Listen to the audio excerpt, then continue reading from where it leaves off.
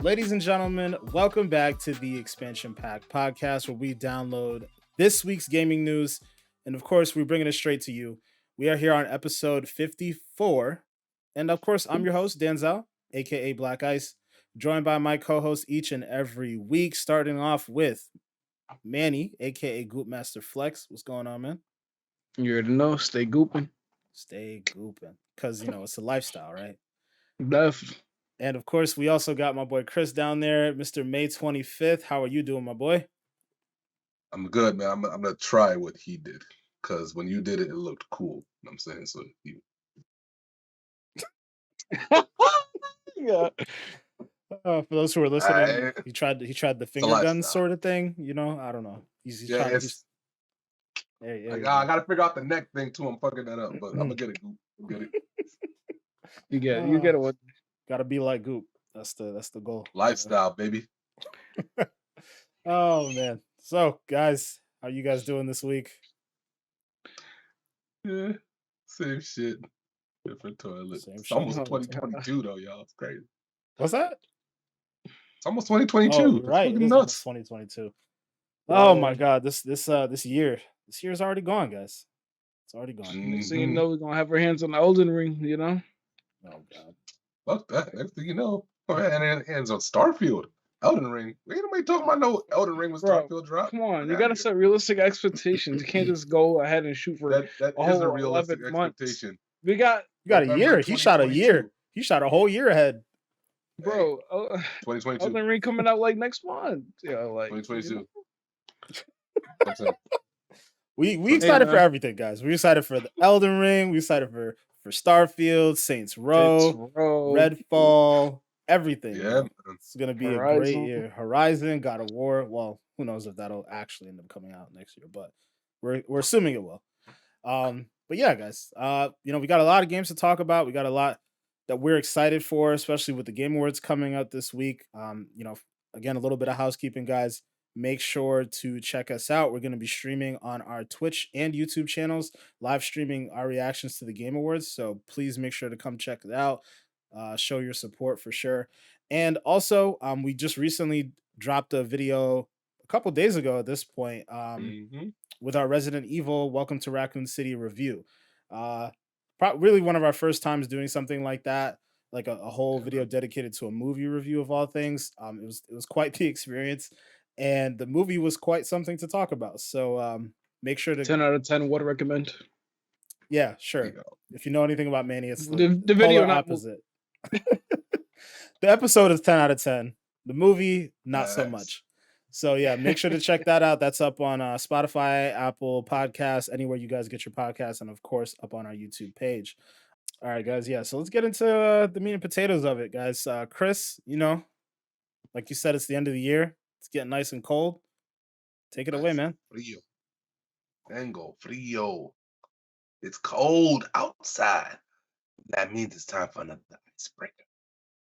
This week's question is, what is a game that has had or that hasn't had a sequel that you wish has had one, but it just never came out?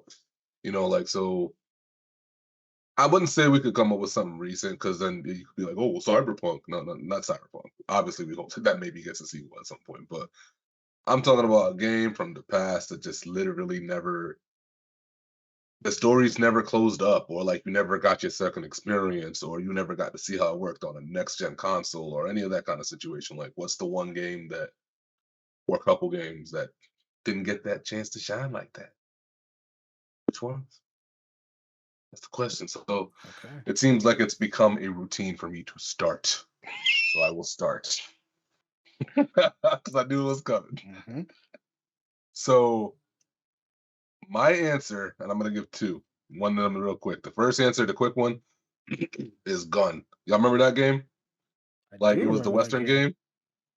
It was kind of like the competitor almost to Red Dead. Oh. Fam.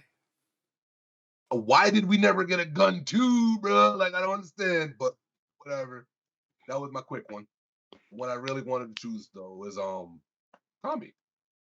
The game, it was like the artsy anime-ish game with the wolf. The calligraphy game? Yeah. There was a second one. What? Where? There was a second one. Dead ass, look it up. There was a second one. I feel like it was on Switch or I gotta something. look at this. Random. Wait. Because I know it had an HD remaster because I have that one, but a Is sequel? that what I'm thinking about then? Nah, I could have swore there was a second one. Hold on. No. You said the dog? Hold on, people. We gotta look this up because I need to know. No, there wasn't. There wasn't. I'm getting the HD remaster mixed up. It was the HD remaster. Oof. You're right. I say your boy been slacking because that's my game right there. I love that shit. So yeah, I really wish that they would take today's technology and make us a new Okami game. I think if anything, it will be a visual masterpiece. That's all I got to say. I agree. Do you remember like the trailer for Everwild? Like I would envision it. Yeah, bro. Like that. Yup. Mm-hmm. Everwild, man, I want to know what's going on with that. They better show some of that shit this week, man. I heard that it got pushed back because they don't really know what the direction of the game is. They had like a creative vision, but I think they kind of got stuck. We didn't need it. That was kind of the beauty of it. But yeah, I hopefully we get something about that soon. Maybe at the game. Yeah, man. Sure. But Manny, what you got, man? All right, I feel like this is pretty clear. In Daylight, I think a sequel that we all need is Anthem 2. You know what I'm saying? All right, I'm joking. That ain't. Uh-oh. Oh boy. Wow, what a way to freeze. No, I'm back. All right, so I just started over. Screw the Fortnite boomer.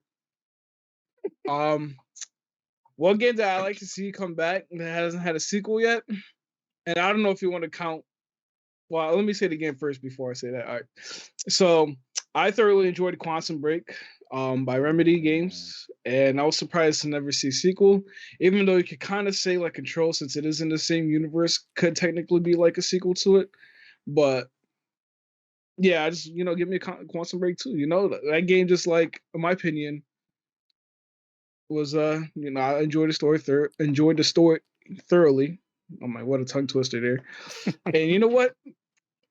Now that I'm thinking about it, I have even a better game. Quantum Break is the first game. Since Chris gave 2, I'm gonna give 2. But I think my second game that I think we deserve a sequel to is Sunset Overdrive. Ooh. What happened? Insomniac Games, what happened, bro? That game right there was a banger. Like, even though, like, sales-wise didn't do great, it was, like, in my opinion, an underdog, or like the game just got slept on a lot because people just shitted on Xbox for no reason, say it had no exclusives, and then when Xbox brings out a banger exclusive, or they look the other way. But in my opinion, I think Sunset Overdrive definitely deserves a remake because that game was like it was like a parody to like other games, you know what I mean?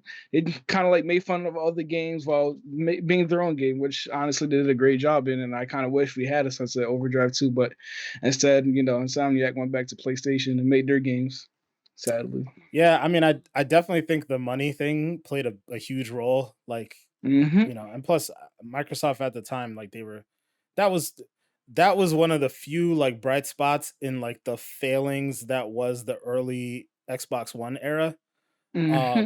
So like I think that's probably plays a small role in it too. Like the people who were responsible for those decisions were pretty stupid. But at the same time, you can't fault Insomniac. I mean, they got a chance to go make Spider-Man. Like, oh yeah, it's not their fault that they left. Like I said, in the end, it's a smart business decision.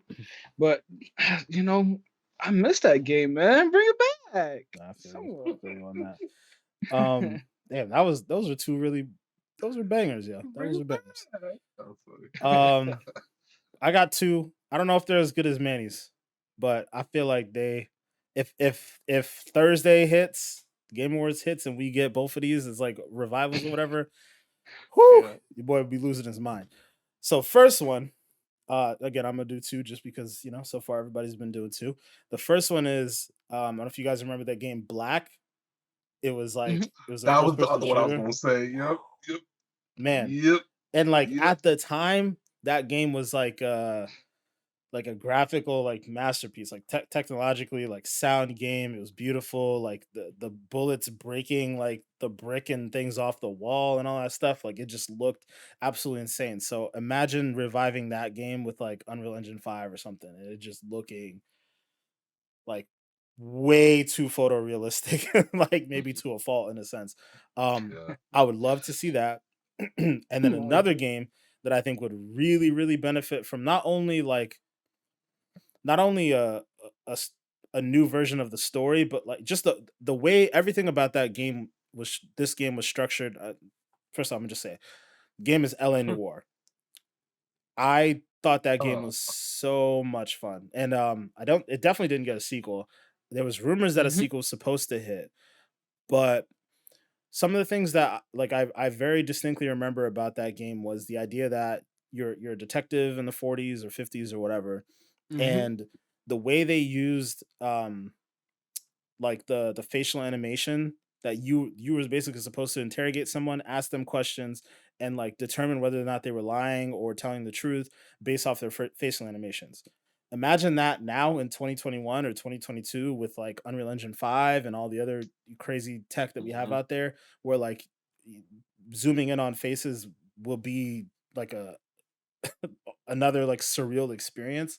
Um, yeah, I just think that would be amazing. And then if you brought that into like modern day, all the things that can be done with that, like imagine LA Noir in like New York, like 2020, like Mm. making it as realistic as you can possibly make it. And you're just like a real life NYPD detective, or I don't know, maybe you don't want to be like a police officer nowadays, but maybe you're like a private investigator or something along those lines. And just like going around interrogating people and like telling the story of New York through like an interrogator's eyes. I think that would should be a really cool experience. So mhm. both Mm. those games, dope ass experiences graphically. Um, yeah, I think between the two though, I would definitely be leaning towards an LA Noir. But that's something that we know how Rockstar gets down. They're like, Mm. It's it's too late. We ain't getting no LA nowhere because I know they shut down that studio because of what happened. But what is it called? That would definitely like you said at the time that game graphically looked amazing, especially with the facial face scan feature they had back in the days. Like it was definitely so ahead of its time. Just sucks to see like such potential go to waste, but in the end, it's like back then I heard it was just like the working environment hard to like get everything done as mhm. quickly as you wanted to and everything like that. So I can understand why we haven't got one yet. But maybe with technology nowadays, it's probably easier. So Plus, I'm who sure knows? I'm pretty sure Rockstar's opened some newer studios. I mean, they can figure some stuff out. Like if they don't Yeah, for sure. necessarily focus on making a new Red Dead, that could be their other franchise, right? Like they still had that game Agent that got announced and then never like we never saw anything about. So I feel like there's opportunity for Rockstar to make something other than just Red Dead and Grand Theft Auto. So if they do it, Hmm. I hope it's either that Agent game, because it sounded cool on paper, or like a new LA Noir for sure. I thought they. Fully. Well, when did they announce Agent? Because ain't it? Years ago, years ago. Wasn't it like? I know I saw a video about APB, but wasn't like Agent supposed to be like what APB was, or that was like a whole different thing? APB was Okay. a whole different thing.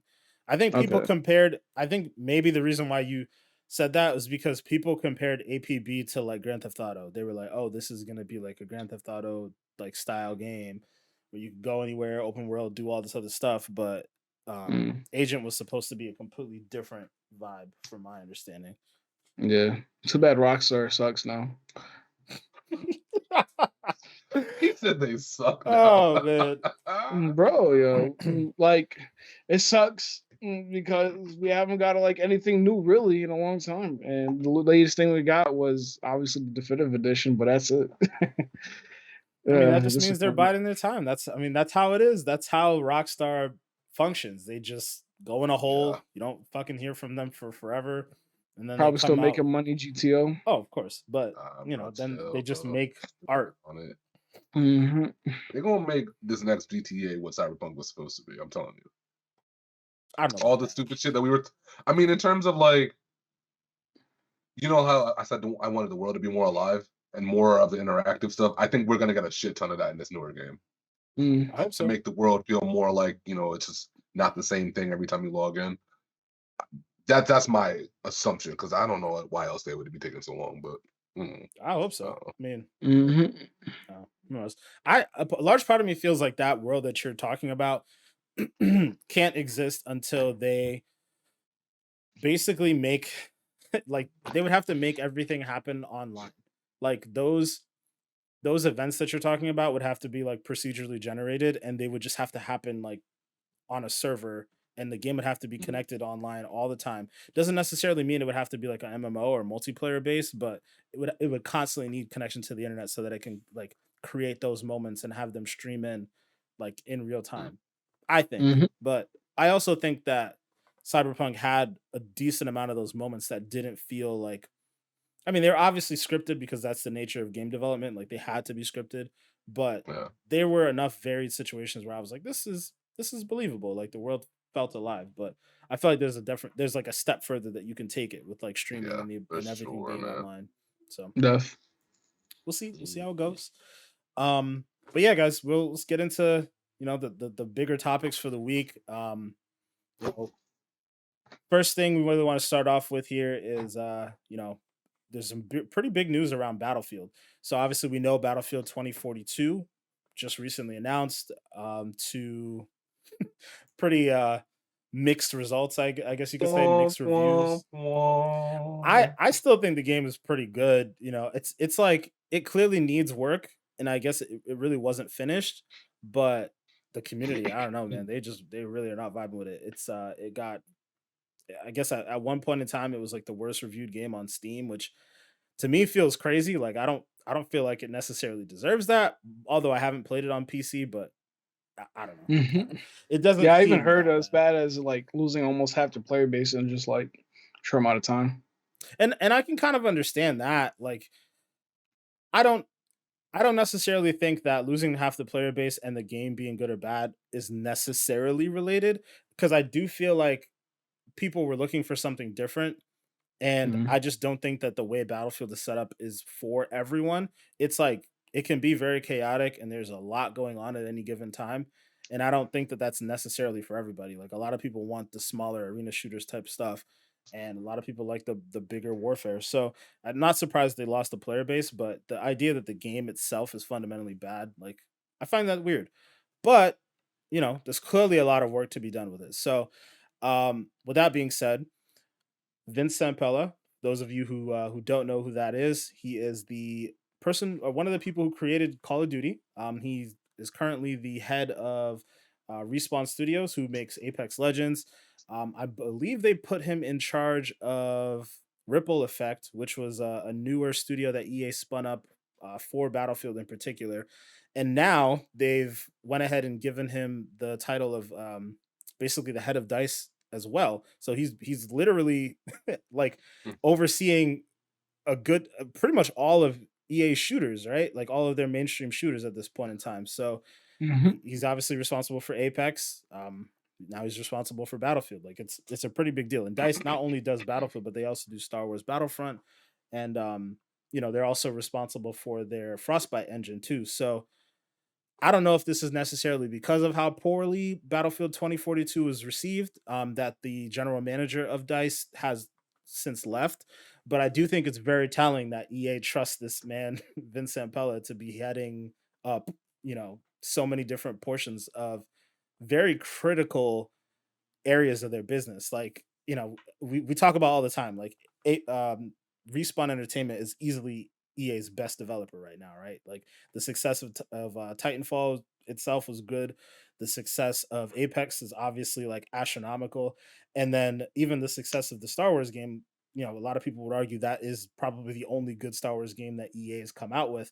So to know that this man has pushed out such excellence, and then to see him going ahead and heading up the Battlefield studio, I guess it doesn't necessarily surprise me that they want to put this in his hands, but it's definitely very interesting. EA actually had a quote out. They said about Vince Sampel in particular that his ability to lead studios and bring developers together so that they can create world class experiences is unmatched.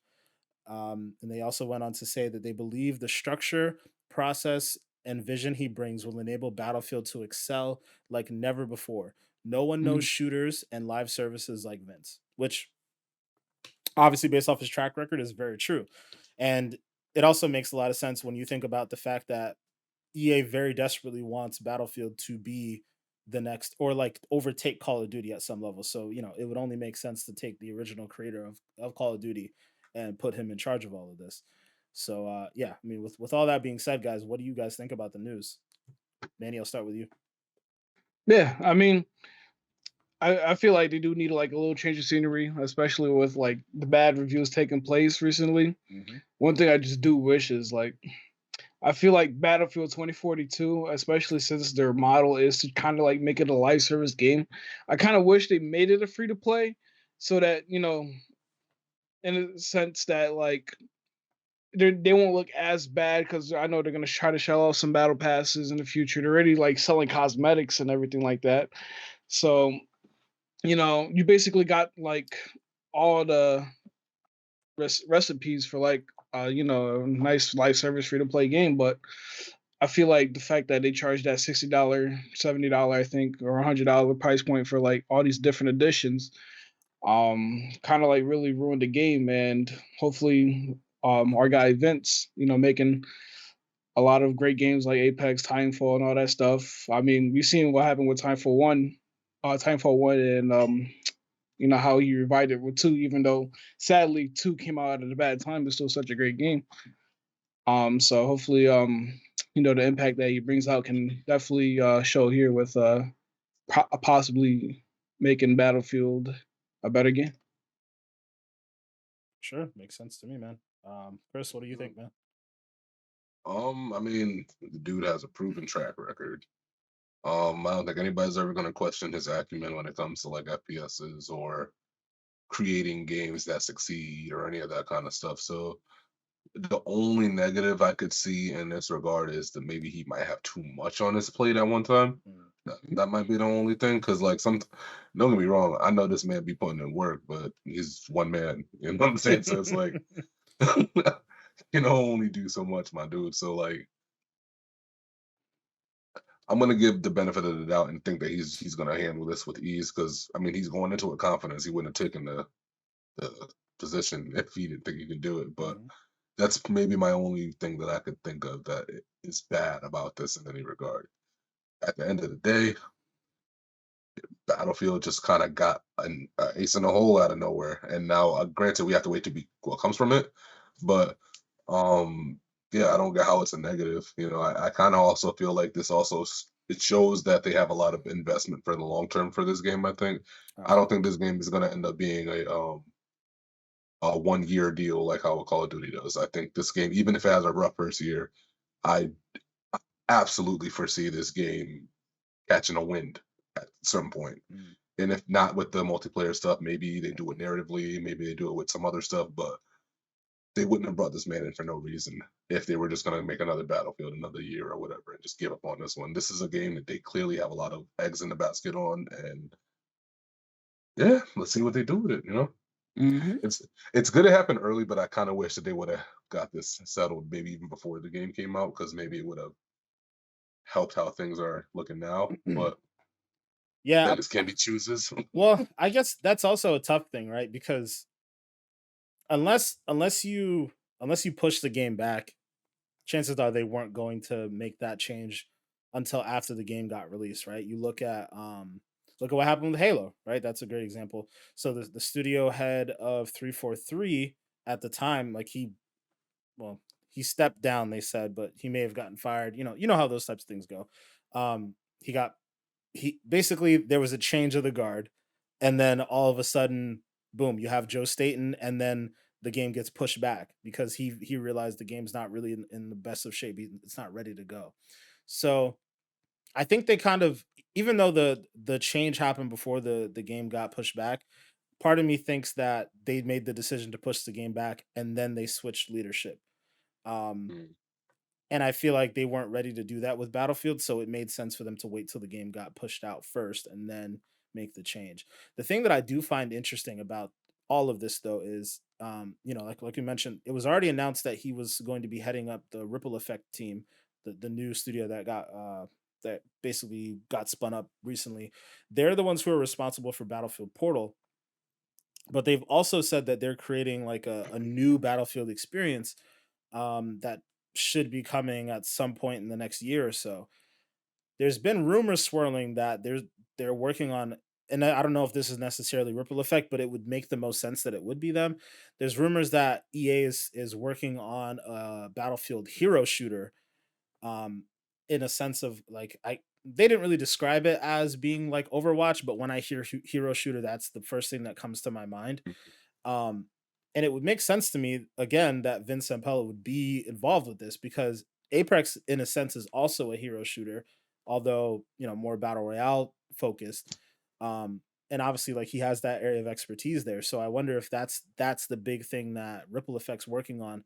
If it is, I'm really hoping that it's like built into 2042 as opposed to it being a separate experience because Manny, you made the point earlier where the game should have been free to play, but I have a sneaking suspicion that they will continue to add on different game modes and different things onto the game, and I think that may justify that like 60, $70, $100 price tag, that for the different editions. Um but that's clearly just speculation here. But I just feel like it would Mhm. make the most sense for EA to do it that way. That way people won't be pissed. Because if you release another Battlefield game or another Battlefield experience and just make it free to play after you've just had people shell out $70 for a multiplayer only game, like I don't think that's gonna go over very well. So I don't know. Yeah. Mhm. What do you guys think though? Would you guys want to see a hero shooter, Battlefield experience? Like, what do you think, Chris?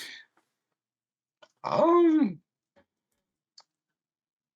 yeah, I mean, I'm not mad at it. I guess I'd be more curious to see if it's gonna be like a realistic type of hero shooter, or are they gonna lean more into more, I wouldn't say abilities, but like specializations or whatever. Yeah, I guess you could say kind of like how it is in so the name of the game that we stopped playing, uh Division, Oh where you yeah. have Mm. like different Well, tactical things that you can do. I don't know if they'd make it like that, but either way, I'm definitely here for games like that, especially like the closest thing I could think to something like that, like because I know you said Overwatch. while you think about something though, I'll just Hmm, propose that they already have like specialists, right? I forget what they call them in Mhm. the game, but yeah, they already have specialists in the game. I guess those are technically the heroes. I'm sure you can mm, expand, like if you're making a specific mode, I'm sure you could expand like the different specialist abilities to make it more central to the mode in particular. But like for example, like we talked about it here before, like there's a and Manny and I use this particular character, but there in 2042 there's a character that has a wingsuit. She also has like three different grenades that you can cycle through, and she's like she's the only character that can do any of that stuff. So like in my mind that's like a hero character, mm. right? There's another character that has a grapple, and that's the only character who can have a grapple. So Mhm. I think it'll definitely still be realistic. Um, I don't know. I guess I'm just curious, like what that would look like because another thing that just popped into my head, Manny. What's the name of that mode? The like battle royale esque mode, Has its own. Hazard Zone. Isn't that kind of hero shooter esque in a way, right? Like each person can only pick Mhm. one operator. Um, Yeah, it's kind of like, you like a Apex where you pick your legend and you can only have one legend per. team, yeah. Mhm. So I wonder what would be so different about this mode. But Chris, what were you pondering on? It's funny because like the game, in a sense, like on paper, it sounds a lot like Apex to me in a sense, but just not with the battle royale. You know what I mean? Because Apex, you kind of go in, you start the match, you pick your character, and he has all his own stuff. And Yeah. yeah, it's just Apex without the battle royale, which is Mm. interesting again to think about. I'm definitely here for it if they do it because now that I said that and that's making me think in this way, I'm like, yeah, if y'all did it the right way, I'm definitely gonna play it. You know what I'm saying? So yeah, make it. Go ahead, make the shit. I'm here for it. Mm. Yeah, I'm just curious, like what they would do and how they would do it. But Mandy, what do you think? Yeah. Yeah, I mean, it's I have mixed feelings, especially since there is a possibility, knowing EA, that they could possibly release this hero shooter and put a price point on it and have a lot of fans upset.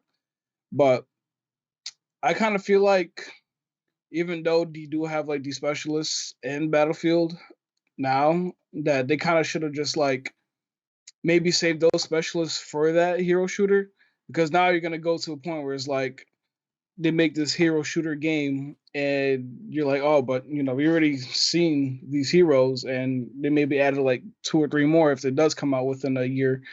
And it's like, all right, now I feel like this is just like another recycled thing. If they do shell out it with a price point, if it's a free to play, then it will make sense. But it all depends on that aspect, honestly. I really think it is like built into Battlefield 2042. 2042, Like yeah, which would make sense. yeah, because they have like a year one pass and all this other stuff. Like I'm pretty confident that it's not going to be like a separate game. I think it will be a Mhm, mode. It really would just make the most sense. You already have, like you said, you already have these operators. They've already come flat out and say that they're going to be adding more of them. So mhm, it would only make sense for there to be like another hero shooter mode, mhm. and you just Yeah, like litter the world with a ton of different like operators that have all these different crazy abilities, and then you figure out.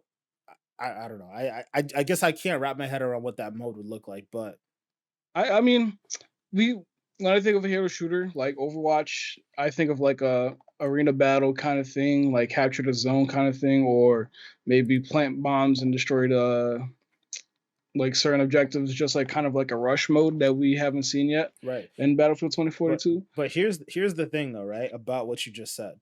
So you comparing it to Overwatch, which is like kind of like a rush mode in itself, right? Or the main mode that most people play. Overwatch and an arena shooter, they're small scale. If there's one thing that Battlefield is not, is small scale. So like how I'm just so curious how they would like make it Battlefield, because Battlefield has always been big, bombastic, all out warfare. Hmm.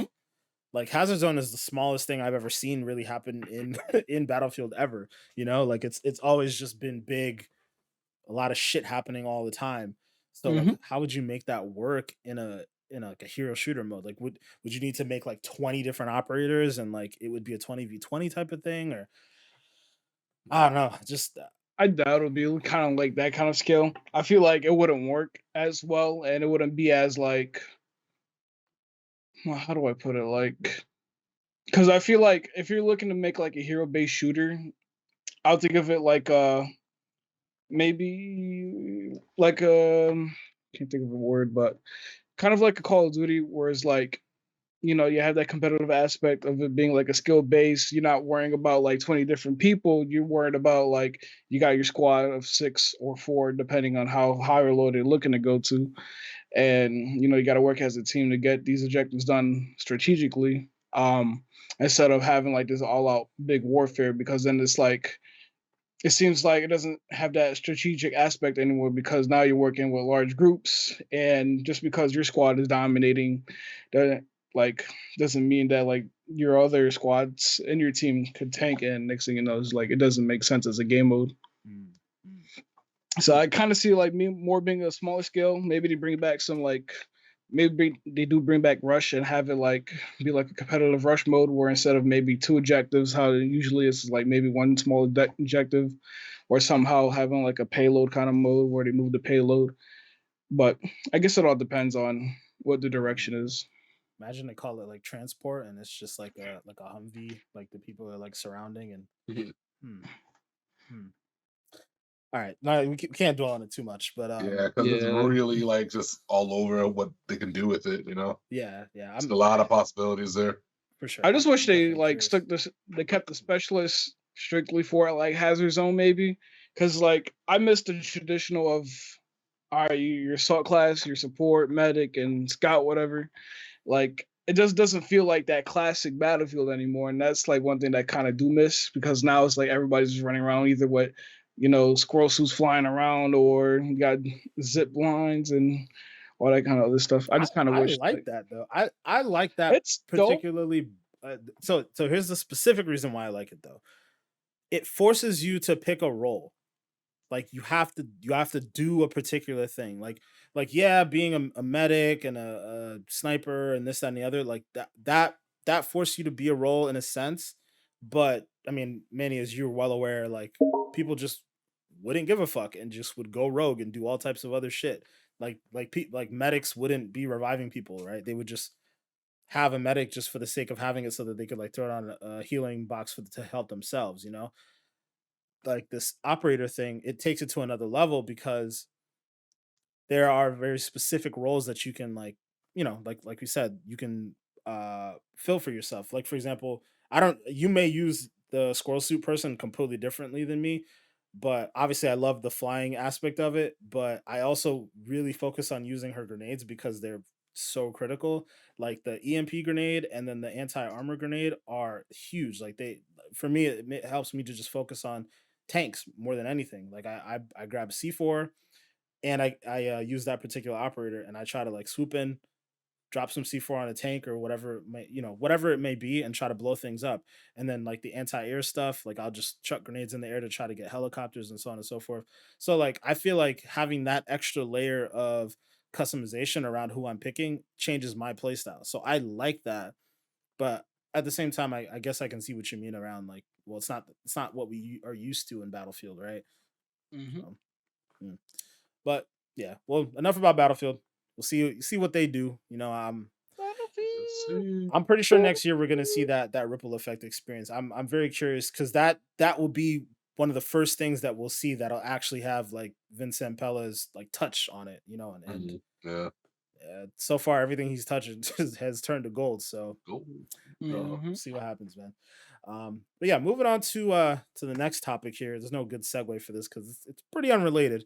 But Sony's looking to emulate some of the success that Microsoft has had around their Game Pass subscription. So we may finally be getting a Sony Game Pass competitor here. So this story actually comes from Bloomberg in particular. They're reporting that Sony's toying with the idea of this. They said that the new service is codenamed Spartacus, and it would have three tiers. One would offer current PlayStation Plus perks. Another would include a catalog of PlayStation 4 and eventually PlayStation 5 games. And a third would have extended demos, uh, game streaming, and a library of classic PS1, 2, 3, and PSP games. They also added that it's likely to be available on the PS4 as well as the PS5, and that if the service is real, it would likely be coming out in the spring. Um, Very interesting. First off, Hmm. but I do want to just scroll a little bit further down into the article here, and they mentioned that the company would also be putting resources into expanding its efforts into cloud gaming.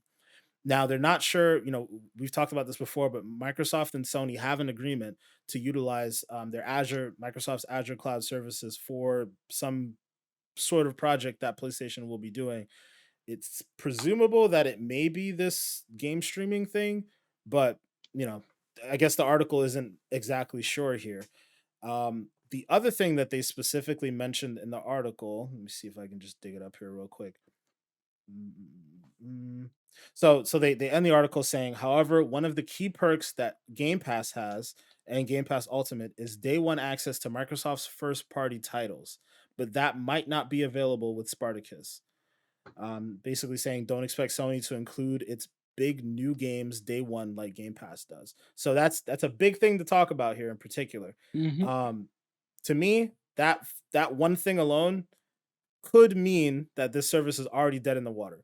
When I f- that's how I when feel. I first hear this, it just sounds like PlayStation Plus and PlayStation Now being wrapped into one game service, Mm-hmm. and that's not compelling enough. So Hmm. I'll start by saying that, Chris, since you were the first to say something, what do you think? Is this enough? I'm right in the same boat as you. As soon as I saw that they weren't even going to try to offer any kind of first day anything, the shit was cash to me. You gotta get this shit the fuck out of here. We ain't messing with this. We not messing with this. Like, how is this a competitor? The whole idea is to take what your competitor does well and make it better. How you gonna take the idea and give us a worse version of it? Nah, get this shit the fuck out of here. Like, we not fucking with this. No way. Like, you could have at least said, right? Even if you're not gonna give us every single game, like you don't want to just give us God of War and all that shit. I know, I get it, I know. But maybe give us a counter to it. Maybe say, if you have this service, will allow you to play a new first party game once per quarter or once per every 2 months or something. Like, give some people something to say, okay, hey, well, I get a chance to do this at a certain rate too, because that's the main catch with Game Pass. It's the idea that you're not paying even $20, and you know for a fact that not just the games that you might have played in the past are going to be there, but the hitters, the new stuff, the first party, the in-house studio stuff is going to be there day one with no questions asked. Like, it's not even a worry. It's to the point where it's like it it changed gaming for how I look at it in a sense almost.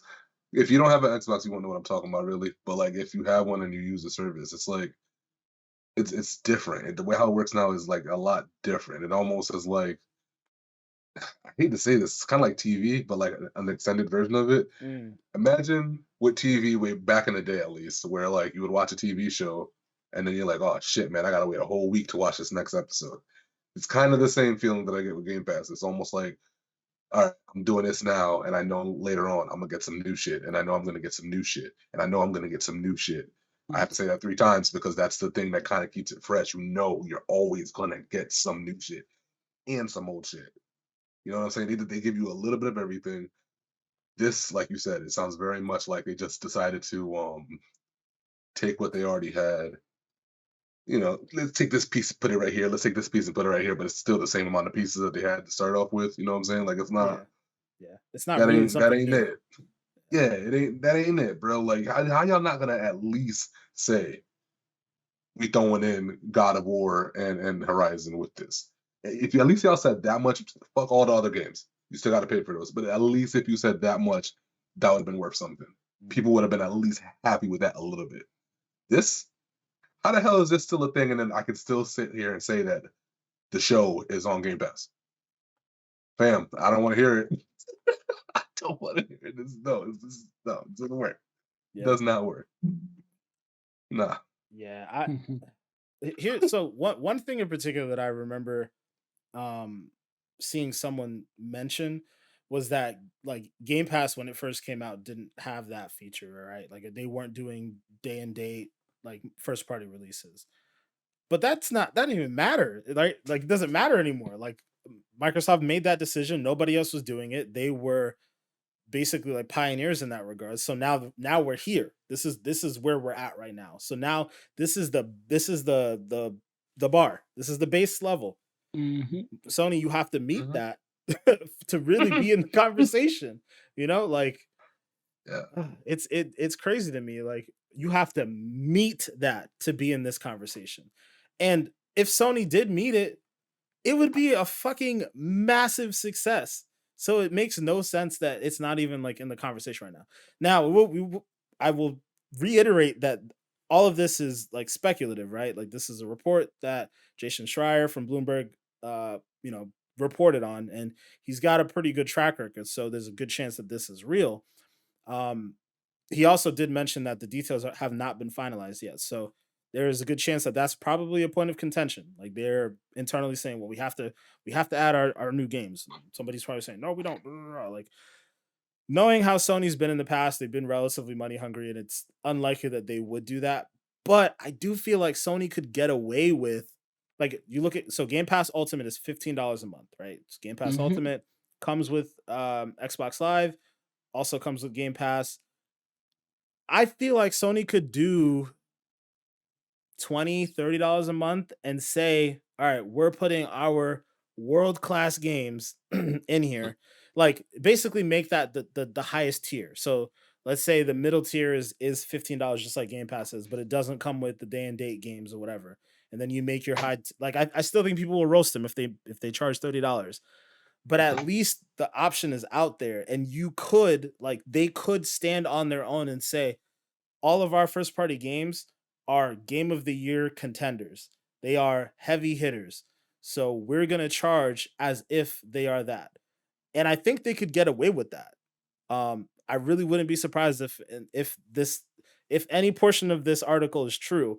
I would not be surprised that when this gets announced in the summer, or sorry, in the spring, they do like have a crazy upcharge to have day and date PlayStation 5 games ready to go. First party PlayStation 5 games ready to go.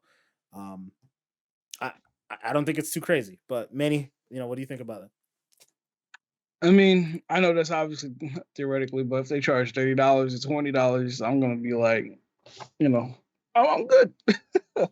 But yeah, like the thought of like it being not being able to play these first party Sony games day one does suck. I mean, even in the article they said PS4, eventually PS5. So like having that kind of statement itself kind of shows that like, it's even worth it when it first comes out. Because like, are you even gonna get PS5 games? So like it all depending on the price, because Game Pass you get as low as $10 and you still get to play those first party games day in day out. Compared to if you were to put a hefty price tag with these multiple tiers. One thing I am excited for though is, since PlayStation doesn't have that like backwards compatibility log, and like the only way you can really play is through PlayStation Now.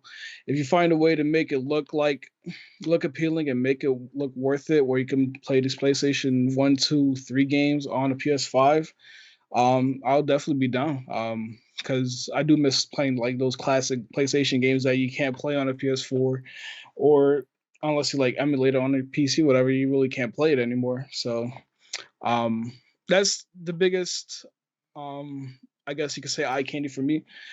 Um, but as for like, like I said, where they say you might not be able to get any PS5 games when it first comes out, they gotta switch that up immediately, because if you can't play PS5 games, then what's the point of this? Because Xbox Game Pass, they just putting out bangers every month, and it's not even games that they own too, or like Yep. they're first party games. They're like Chris mentioned, you got MLB The Show day one, and you've seen all that controversy start on Twitter, people complaining about all Sony can't even do this for their fans, and Microsoft's already doing it in its first year. So it all depends on what packages you get and the pricing on the packages, because in the end, not everybody wants to pay a hefty price for something they can get for cheap. For sure. You're Mm-hmm. 1,000% right. 1,000% right. But don't be surprised, y'all. It's that $30 price tag to get your Horizon streamed or whatever. Don't be If it's shocked. $30, I won't. I'm good. But really, if you think about it, that's not bad, bro. Because okay, so let's say Horizon and God of War both. Let's say they do both come out next year, right? Mhm. Those are both $70 games, right? Yeah. So like, let's say you really would only need a month to beat each game. You just subscribe to the service for a month and save yourself some money. But when you compare it to Xbox, so Oh, having that $10 that's not the comparison for me. It's obvious. Like when you compare it to Xbox, you're not doing. It's obvious. When you compare it to the competitor, you know what I'm saying, you gotta at least match the prices.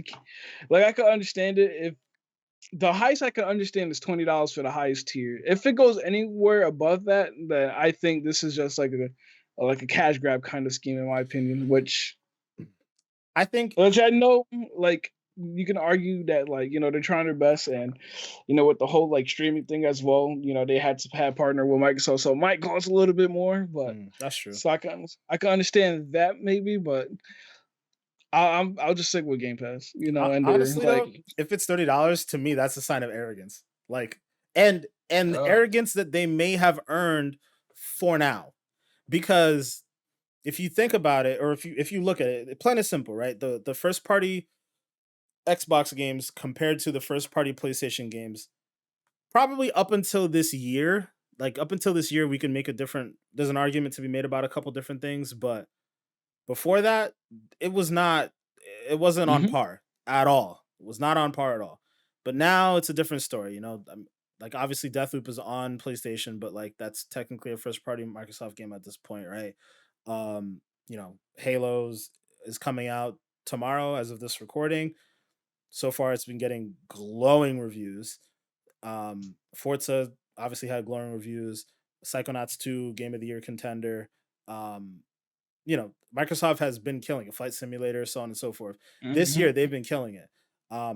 But in the past, and I would still argue even now, nothing has come to the level of acclaim that God of War's come to on Xbox right now, like in this Yeah. recent era. Yeah. So I feel like I think we all know that it's coming. Like all those games are coming because of all the moves that we're seeing Microsoft make. All the moves on the chessboard clearly are lining up to a very heavy hitter at coming very soon. Like could be Starfield, could be something else, but like the hits are coming from Microsoft. And it would be telling to see how Sony approaches this because that tells us what they think of what Microsoft's doing overall. If they do this $30 thing and put all their games day and date, then that says our games are better and they're going to continue to be better and your games aren't shit. But to say that people aren't going to spend the $30 though, like I think I would consider it, man. Like if I could get Wolverine and Spider-Man and Horizon Zero Forbidden West and God of War Ragnarok and all those different games, like I don't know, man. I may have to consider it. And I'm obviously not a PlayStation head at all. But If it's that were the case, I'll just wait until this game comes out because I'm I wouldn't spend $30 when it first arrives, just for the simple fact that one at that time probably Horizon would be the only game so Mhm, far that I feel you. PlayStation has coming, unless you're looking to play like the older games like Ratchet and Clank and all that kind of stuff, which a lot of people will probably already purchase, which would be useless to them. So, like from what it's been looking, exclusives wise, PlayStation's kind of been thin lately. They on the dry waters. So if they do put a hefty price point, they better put up a hefty game line too. I Like was just gonna say that too. I think that if this thing is real, it would have to follow or be announced with like a PlayStation showcase where it's like, all right, this year we mhm. got boom, boom, boom. Next year we got boom, boom, boom. Like you have to show us that there are going to be like you can't at this point just be have people just assume like, oh, your PlayStation, you're gonna have this, that, and the other. Like you have to really Yeah. show like line it up. It has to be presented in a certain way. Like how Apple they know how to present their products. They tell you, okay, this is the iPhone 12, and this is why you want to get the iPhone 12, and look at all the different things that it's gonna do, and so on and so forth. PlayStation would have to have that level of presentation to justify that $30 price tag to say like our games are best in class. Look at all the games that are coming. This is why you want to get in now. Um, Yeah. but we'll see. We'll see. Hmm. Maybe we might get some teases about all that stuff at the Game Awards. Who knows? Yeah, hopefully, man. You know, Shit. it brings us That brings better us be our actually into the Elder last Ring topic. as title. Yeah, that would be Elden Ring level. I mean, I feel like it That- would just for the that- simple fact that like Sony has been wanting this for a while. So, I think that would be like a pretty high level announcement. I think it would Sometimes the definitely be next kind of interesting. stuff. It would definitely be interesting. Sorry. Now, what were you saying, I Chris? mean, it's just, no, I was saying I also find that interesting is that like Game Pass has been out for what, almost 2 years now, I want to say. Mhm. And they're just now coming up with it. This is what they got. It's like, dude, this isn't Two even a years. hard fix, It's been man. out for It's like been out for a while. Oh, longer than maybe that. See, 5 years. I Maybe mean, that's even Game Pass ain't been out for no 5 years. Game Pass has been I, out since I worked at Microsoft, and I haven't worked for Microsoft in a long time. Oh shit. Well, damn. mhm. That's so. It's literally taken them half a decade, and it's even worse than I thought, bro. Even worse than I goddamn I thought. mean, it's really only it's only gained traction in 2 years. So Mhm. that's I guess it makes sense as to that's why like it's been on your radar for that period of time. But it was definitely like there was like a feeling out process for a little while to figure out what will work Mhm. best for them, and they've definitely hit a stride. They've Mhm. definitely You hit a could stride. argue it was like Netflix, Seriously. for like Netflix at first was like catalog of like old movies and like shows that came out before, but now they're like, since they made enough money for their Game Pass product, they're now like putting in their own first party stuff that they finally made from profits of Game Pass. Hmm. So, Hmm. Oh yeah. they're doing a good job. And I don't want to dwell on this too much longer, but I'm really glad you made the Game Pass and Netflix like comparison there because to me I feel like so Netflix actually, you know what? I'm gonna shorten this. I'm gonna shorten this. So Netflix always viewed HBO as its competitor, and HBO always viewed Netflix as its competitor, right? So it was only natural that HBO would then go ahead and make their own streaming service. When HBO did go ahead and make their own streaming service, they came with the hitters, and then not too soon after was like, "Hey yo, every movie that us Warner Brothers is controlling in the theaters, that's going to the streaming service day and date." Because they needed to be competitive. And that's the type of thing that Sony needs to do. Like you have to like do something big. So Yeah. Mhm. I mean, and again, like the day and date thing is a bare minimum because Microsoft is doing that. So you have to find a different angle. And if they hit that Mhm. angle, it's game over. It's game over. Enough. It could be a big Oh deal. man, I feel like we're putting a lot of faith in them to do this because their track record doesn't say that they do well with these kind of decisions, man. I ain't nobody putting faith in I'm it. just I'm just saying, like, if this is what they do, it'll be huge. I have no faith yeah. that they will make the right decision. I have none. Mhm. That is very much why I'm generally not a huge fan of them, you know, as a whole. Like they make great Funny. games, but their business practices are very, very poor. So I have no faith that they will make the right decisions here. But you know, it remains to be seen. Like I said, Uh, maybe we'll see uh, something at the Game Awards. But we're gonna pivot over to the Game Awards conversation for now. You know, obviously Thursday. If you guys are watching this Tuesday when I plan to have this episode up in a couple days, we're gonna have the Game Awards. And you know, the last episode that we had, we went over all the nominees and who we thought were gonna win. But another very large part of the Game Awards is all the announcements that are coming out. Like you know, last year we got a ton of massive announcements. I think Back for Blood, that was where we first saw Back for Blood last year. Mhm. um the oh my god, I forget, the Callisto experiment, the game oh, I that know what looked you're like talking about. Yeah. Dead Space. Look, Mhm. yeah, Oh, what that is it was called? it was some Callus something. I know it started with a C, but that game looked amazing. The C. We're gonna call it the C. Yeah, we'll go Let's with see. the C game. Then we got a reveal that Mass Effect was coming back. So you know that they come correct with their announcements. Oh, Perfect Dark. How could I forget that, guys? I Yeah. almost I lost my was damn I was mind. wondering why you let that out. Almost lost my damn mind. Yeah, whew, yeah. We got the announcement of that game. So big hitters. You know, 2 years prior, we got the first reveals of the Xbox Series X. We saw Hellblade 2 for the first time 2 years ago. So again, just big announcements always seem to come at the Game Awards. So with that being said, you know, we all want to get into what each of us are expecting from the Game Awards this Thursday. So, Chris, I will start with Mhm. you this time around. I'm expecting. I'm expecting a big show, especially in comparison to last year. And last year's was a pretty large show, I would say. I think this year is going to come with some boom shakalaka bangers, right? Because I really think like next year, and again, I'm not going to say that we're out of all the pandemic stuff yet or whatever, but I think next year, at least in terms of how things went, might more stuff that we've been anticipating will come out next year just because of all the pushbacks and all that stuff I think are going to culminate in 2022 for the Mm. most part, it looks like to me. Um, and yeah, I think we're going to get a couple crazy announcements. And if I had to make like an expectation or a prediction or whatever, I think they're going to announce some kind of Bioshock something. That's just my guess. And that's a hunch. It came to me earlier today. I was just sitting there chilling at work, and something for Bioshock like came across my phone. I don't know why it's got this feeling. Like, man, it's been long enough. I Been did long hear enough. some. I did hear some stuff about Body Shot recently. They even like went into detail about like what the name of the place is gonna be and like what kind of location is gonna be. So I definitely think that is something that might be believable. You know, I was just coming off a gut. I didn't even hear all that stuff that you Guys, heard. you can't see it right now, but my heart is doing some things. I'm very yeah. excited about this idea. It's a theory. Don't get no palpitations over this, man.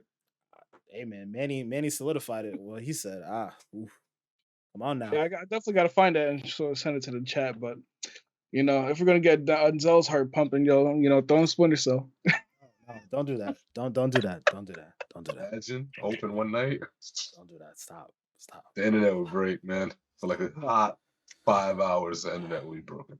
If we get anything BioShock related, that would be my like perfect dark moment from last year. I'll tell you that right now. I would lose my shit. Splinter Cell, I'm not. We just gonna dead that right now. I forget you even said it. We gonna keep it pushing. Manny, what is your prediction for this week? My prediction for a big announcement. Man, I know we already got like a little teaser of like an Unreal Engine 5 demo for The Matrix, but I feel like there's gonna be another big title that will use that. Whether if it's like another like trailer from Hellblade or like a new project that will be using the new engine. I'll say that. And my personal wantings, I would say, is at least show a little skate gameplay. I want my skate, man. I actually here for that too. Give me Skate 4, throw us a bit or something. I want it. Show us Skate 4 running on Unreal Engine 5. That would be amazing right there. That would probably gonna happen, but that would be something else. I'm glad you mentioned the Matrix thing though, because I'm very excited to see what that's about. For those of you who don't know, basically it looks like Epic and Warner Brothers are teaming up to create this like Matrix experience. It's called the Matrix Awakens. It's supposedly fully made in Unreal Engine 5. They dropped a little teaser today, Monday, and the teaser shows like a quick little glimpse of Keanu Reeves, and like it takes you like a hot second to really sit there and look at him and be like, wait, is that really Keanu Reeves, or is it like meta-human Keanu Reeves? But yeah, it's clearly him rendered in Unreal Engine 5. It looks absolutely stunning. I downloaded the experience today, and it has a countdown set for it seems like the end of the Game Awards. Basically, what the countdown shows is, Manny, what did you say? 11 p.m. Yeah, 11 p.m. Thursday? Eastern. So yeah, it's a hefty download too. So something's going on. It's like 30 gigs. That's the size of like some certain games right now. So I was looking at that. It's in the store. Yeah, it's on the store. If you type in Matrix, you enhance it, you'll find it on the Xbox store. Yep. But I like how you mentioned that it was like a high 30 gigabyte download. If that's how much like it is just for a small experience in an Unreal Engine 5, I can't imagine how much of a space it would be for like a full Unreal Engine 5 game. You know what I'm saying? Are we gonna have to shell out? We don't know what this is. Half a terabyte. You know what I'm saying? Oh no, we can't do that. We can't do that. but for real though, we don't know what this is. This could be like a decent sized like experience, right? Who knows? Oh my god! But I'm very excited to see what it's about. But with that being said, I am expecting to see a lot more Unreal Engine 5 games this year. Jeff Keighley himself has mentioned that we're really just getting into the depths of what these systems can do. I do think COVID has pushed back a lot of different things, including the development on Unreal Engine 5 games. One of the games that I'm really expecting to see, I don't know if it's necessarily going to be an Unreal Engine 5 or not, but I'm definitely expecting to see something about Avowed from Obsidian. I'm like very much looking forward to that game and what that could be. Like that's Obsidian's version of Skyrim, and we know how well they've done like other Bethesda properties in the past, so we'll see what they do with that. I don't know if you guys can see my heart right now, but it's bumping. It's bumping. Because don't get me started to talk about no goddamn Skyrim. Nothing.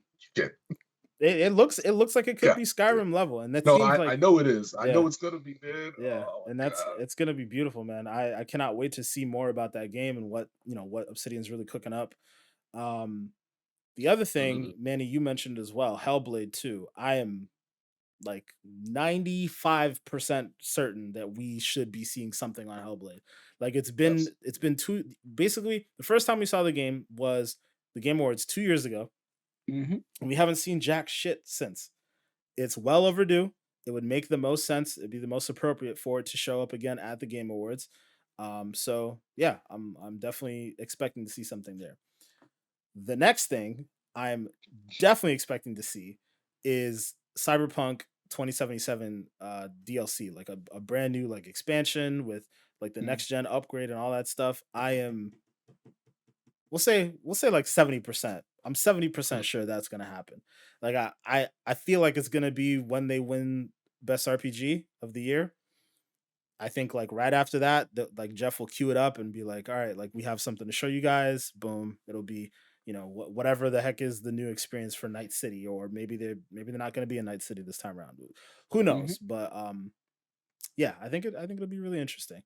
I am beyond excited about this Game Awards. I think Jeff Keighley has a couple different quotes saying that he's going to be revealing roughly 30 games this year.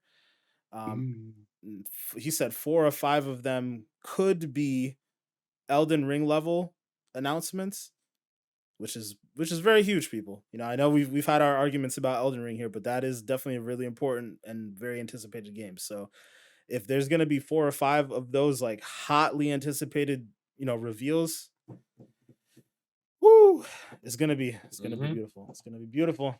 Think we see any Fable stuff?